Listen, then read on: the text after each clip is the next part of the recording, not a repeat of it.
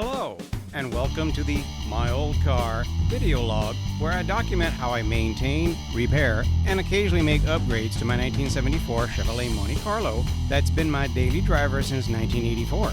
With dedication and tenacity, you too can make your first car your forever car and drive it forever. So years ago, I got into the habit of marking where the wheel stem or tire stem, I don't know what they call this anymore. Anyway, so where this is in relation to the closest lug nut. So, and I do this because I want to keep the orientation of all the wheels the way they are when the car is rolling along absolutely smooth.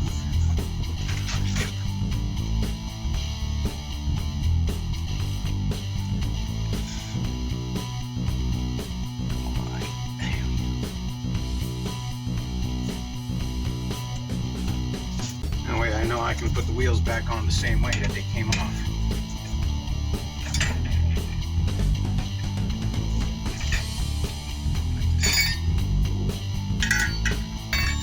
Make sure this is really well marked.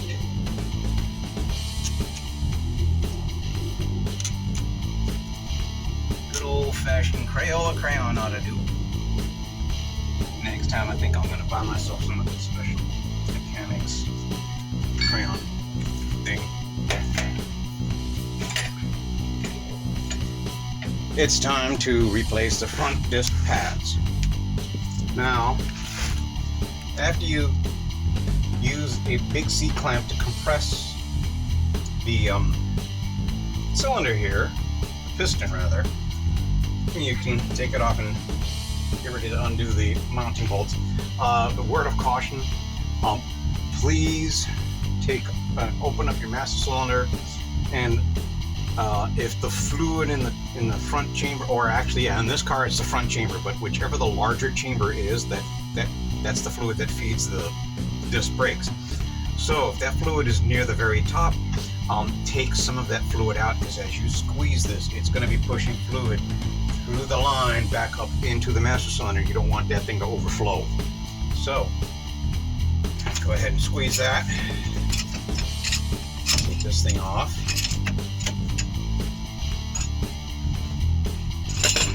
Let's see here. As long as the pads are, wow. As long as the pads are loose, that means that there isn't going to be any binding when you undo this. Now, these bolts are always tight. That's just the nature of these sorts of things. If yours aren't tight, whoever installed it last time did something wrong.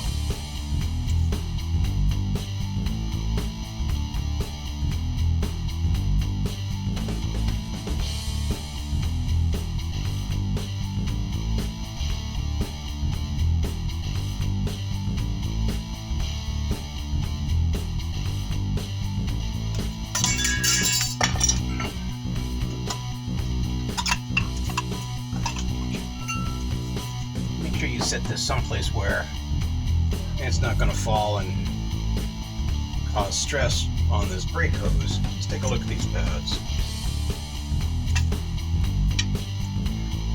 You know,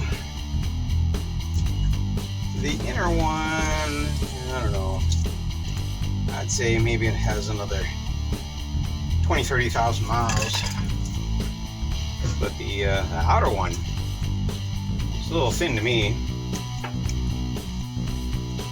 I think I'm going to replace them. I mean, you know, there's no reason not to. After all, I like to have reliable brakes, and so yeah, replacing them won't hurt anything. So let's say we take a closer look at the old pads compared to the new pads. This is the inside pad, and one of the things about the inside pad you may not be aware of is this little extra tab right here. This is called the wear sensor. It makes an audible screeching sound once the pad wears down to a certain point where, you know, this makes contact with the rotor. And that all sounds, you know, good. Unfortunately, as you can see, the inside pad wore more, I'm sorry, the outside pad wore noticeably more than the inside pad. So had I gone and allowed this to wear down to the point where that starts making noise, this likely would have been metal to metal contact, and I would have a much more expensive and laborious job ahead of me. And another thing to compare is, you know, again, this is the old pad. Here's the new pad. Just let's take a quick little gander as to how nice and thick and meaty the new pad is compared to the old pad. So, yep, it is not premature to go ahead and install new pads. Now, one additional thing, the new pads come with these clips that are on the back. This clip to hold it in place in the piston, and they also come with this organic grease. Unfortunately, nowhere does it say where to apply that grease. And one of the other things I got is anytime when I do a job on the front, I like to replace a lot of the hardware. This is a hardware kit. I don't know if they still make this. I got this years ago. This is a Duralast brake hardware kit. And for my car, it's number H5500. You can see that, and I suppose at one time it was known as H5539. I really don't know. I don't remember. Like I said, I got this a million years ago. So, and what this consists of are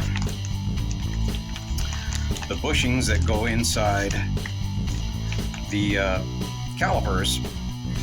And of course, you know, the rubber O-rings that also go inside the calipers that the bushing is supposed to ride on. And then these O-rings here that the pins are supposed to ride on. And yeah, again, these clips for the pads.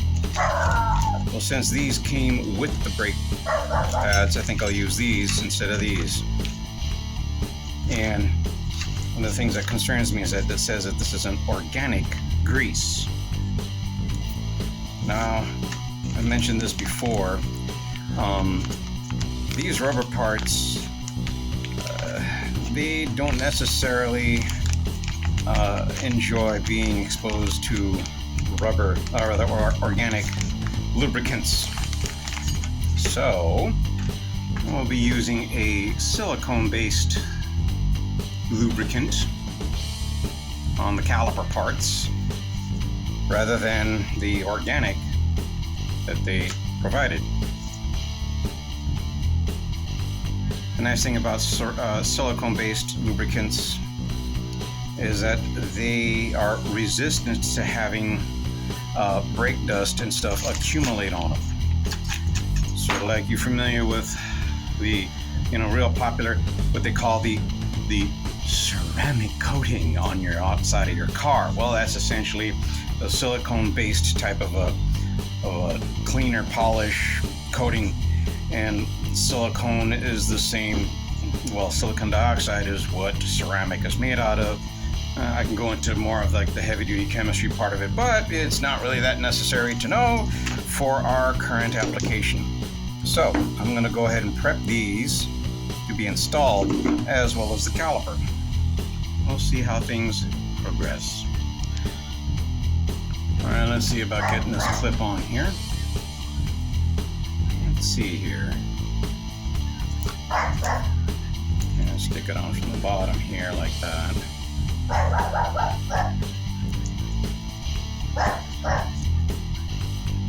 I like to make sure that this gets lined up in the center.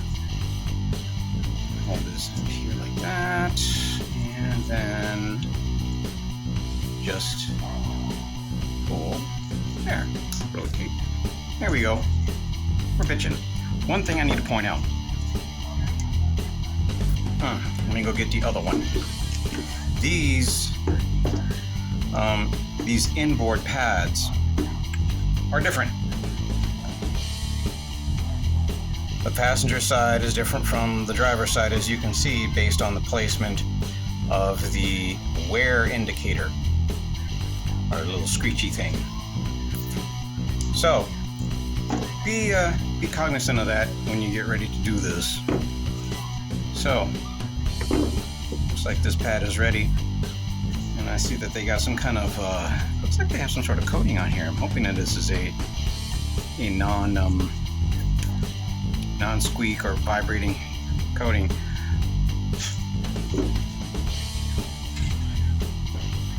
And what I had been using for years is this. It's called Disc Brake Quiet. Stops brake squeals and squeaks. This is essentially a spray-on adhesive. And what you do is, you set this down, you spray the back of this. This is the outboard pad. You spray the back of the outboard pad, and then it creates a coating that is not only an adhesive but also a little bit of a shock absorber. So these look like they have something on them. They don't look like they're bare metal. So I'm gonna give it the old college try and see if that will indeed work. And if not, if it starts to squeak right away, I can always take this back off and spray it. If I were to use this, what I normally do is I take both inboard pads, I spray it, I let it get tack up, and I spray it. I put anywhere from 2 to 3 coats of this stuff on there to make sure that it's really well coated. I hope I don't regret my choice. So let's see about addressing the calipers with some new pieces. Okay, so let's see about getting the old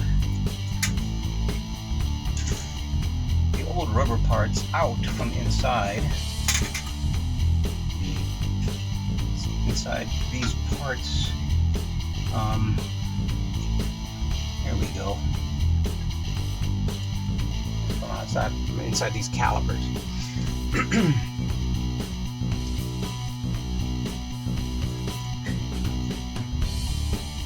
Here we are. A little easier than I thought it would be.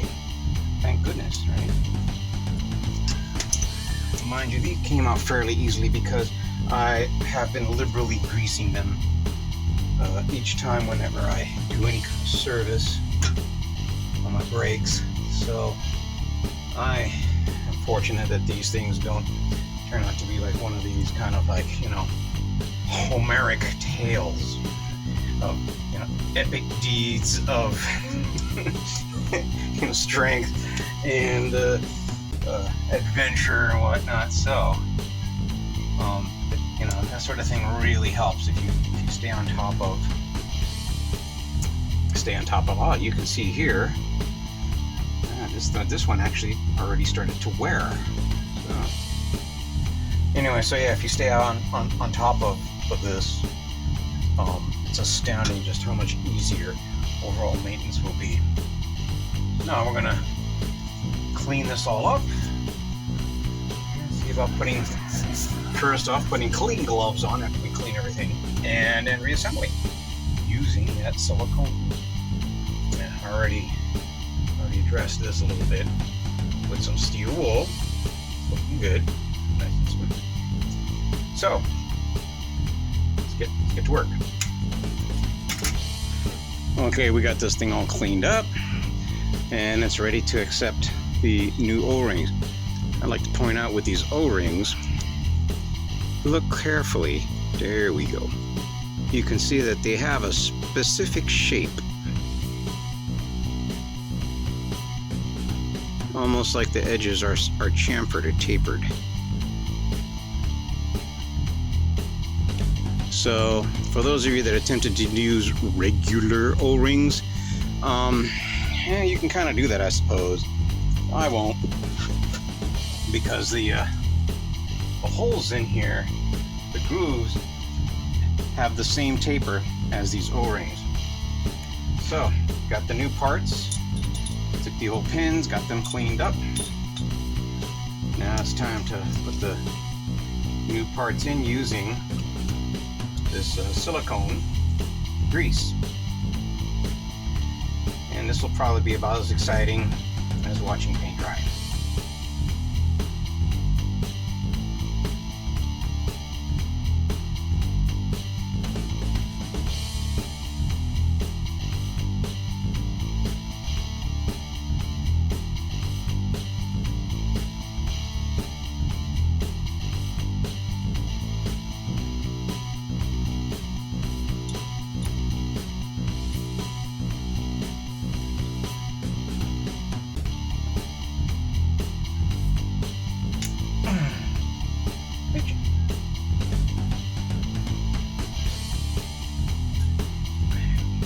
Okay, those are in.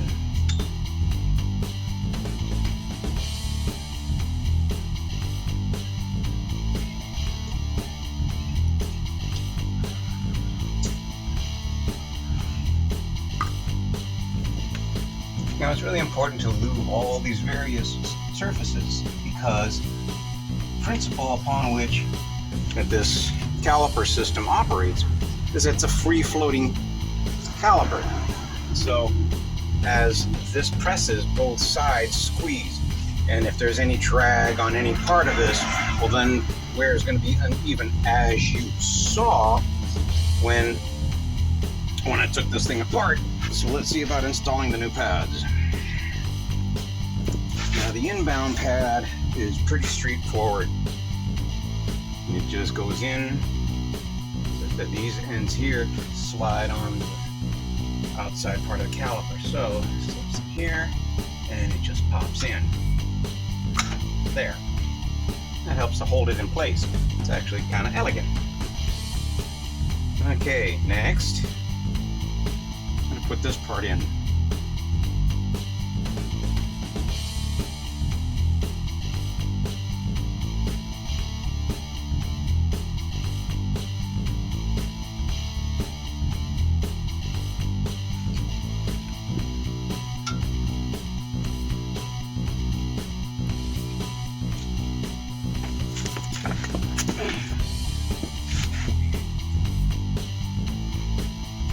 You're going to be able to see what's going on, so see here.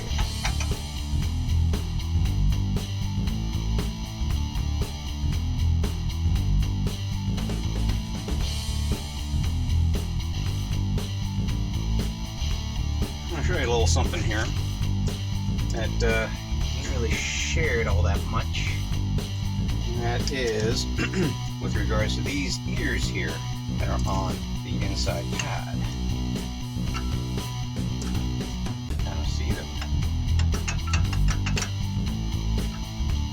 These are supposed to be bent down onto the caliper. So that way it restricts how much the caliper can move.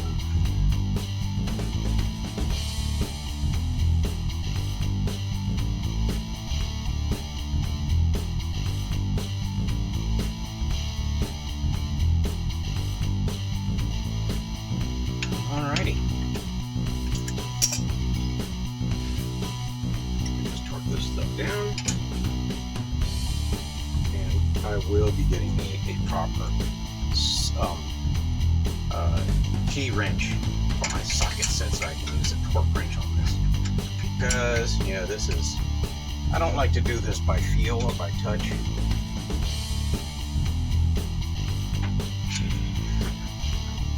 Prefer to be more accurate about it. Although, knock on wood, I have not had any problems with my brakes coming undone or coming apart or loosening up. But there's always a first time for everything. Alright. Like I said, I'm not keen on this. I have to take this apart again and Discs quiet, but it's in there. Let's go ahead and give it a little bit of brake pedal. Let it equilibrate and take a look, see how it works.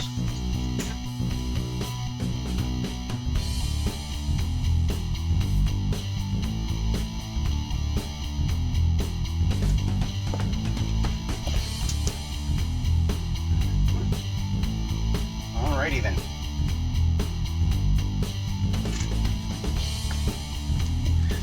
One side down and one side to go. If you enjoyed the video and found it useful, please be sure to click the like button. Now, if you'll excuse me, I think it's time for a drive.